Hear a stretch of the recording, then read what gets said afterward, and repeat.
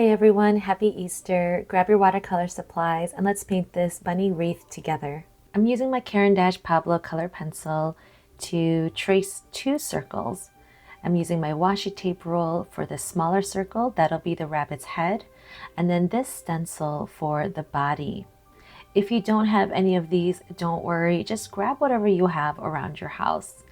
Then I'm going to sketch out two ears, and feel free to make these a little bit lopsided or make one bending. It's really up to you. Be creative.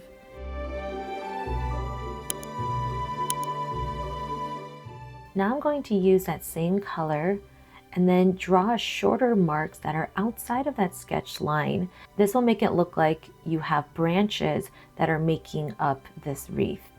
This will serve as our foundation, and it also kind of gives you permission to be a little bit messy with your sketch.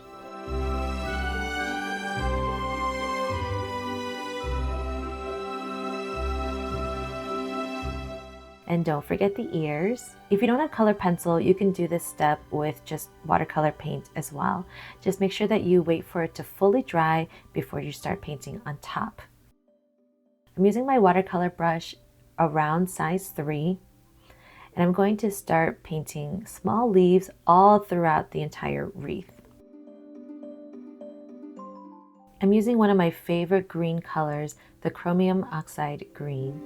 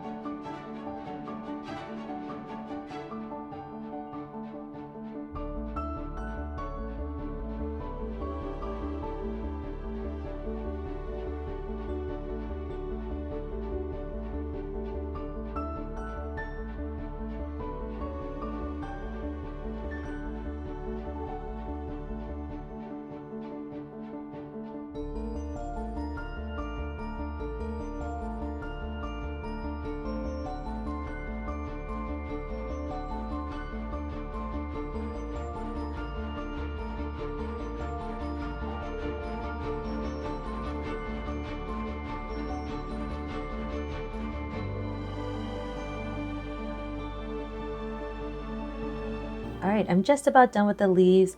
Now let's add our next layer on this wreath, which will be flowers. I'm using the cerulean blue color, and I've also switched to my round size 2 brush. And I'm simply making 5 petal flowers. Really easy, really simple. I'm leaving just a little bit of space between my petals so that I can add the yellow center.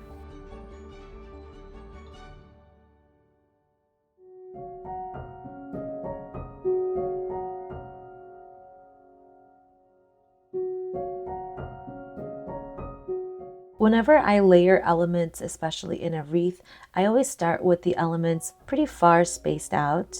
That way you can always go back in and fill it in. If you start with your elements too close to each other, then you're gonna have to just make the whole thing really busy and really packed. I left a little bit of room around the neck area for a pretty bow. So I'm using the brilliant pink color, and painting a bow.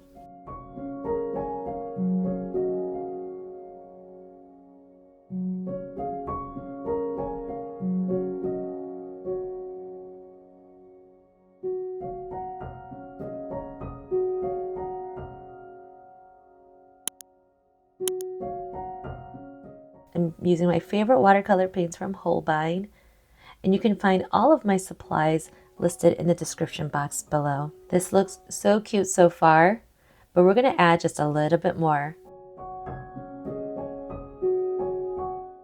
I'm using a darker brown color pencil and outlining some of those branches again, just giving them a little bit more detail because they got kind of lost behind the leaves and the flowers. You don't have to trace every single branch that you drew, and you don't even have to bring out the same ones. You can draw new branches or darken some of the lines. It's really up to you. Just start with one line at a time.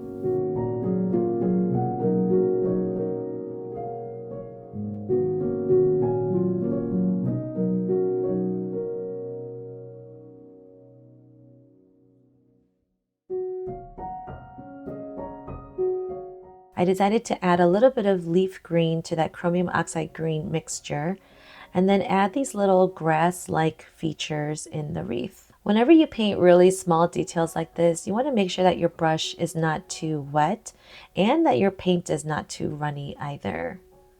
When I swish it around on my palette, notice how it's not very watery. The paint kind of stays put where it is. This will give you a little bit more control over how the paint leaves the brush and lands on your paper.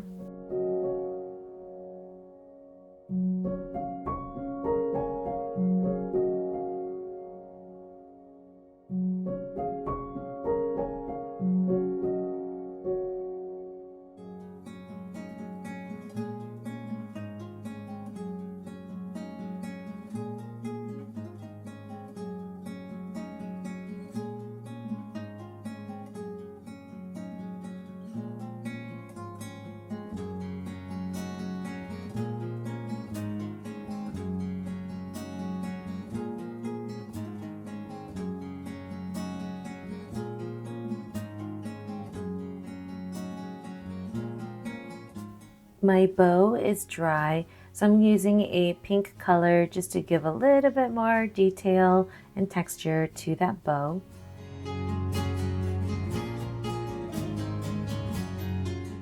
I'm back to using my size 2 round brush and adding that yellow center. I'm using the color Permanent Yellow Light.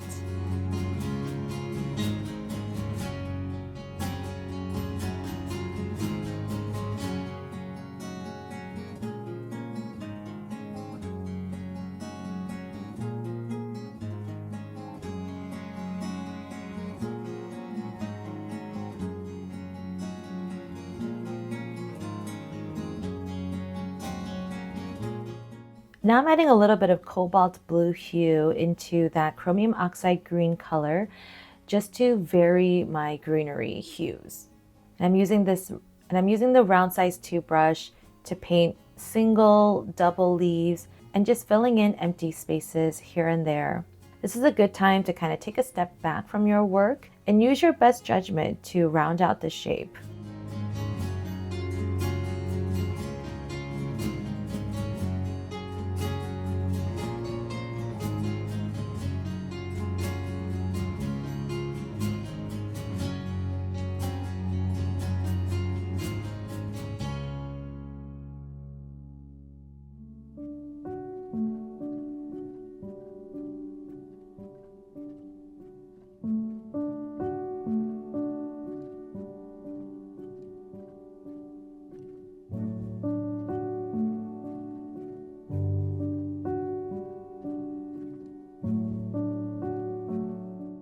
The last layer of this wreath are going to be these yellow poms.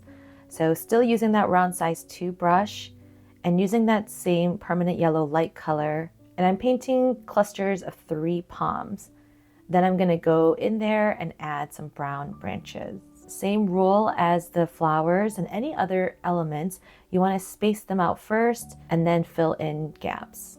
I'm also using this opportunity to layer wherever I can. It looks a little odd when all of your wreath elements are not touching one another. So as your layers dry, be bold and paint on top. It'll give your wreath a little bit more realism and make it look a lot fuller.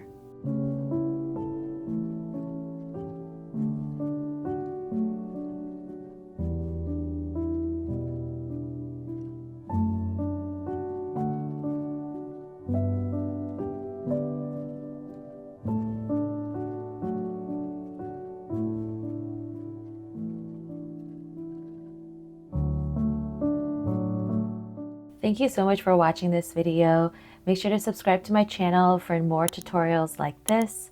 Please like this video and comment with something new that you may have learned from this tutorial. And there you go. I hope you have a wonderful Easter season. If you followed this tutorial, please tag me at Audrey Raw Design and use the hashtag #PaintWithAudrey. And I'll see you next time. Bye!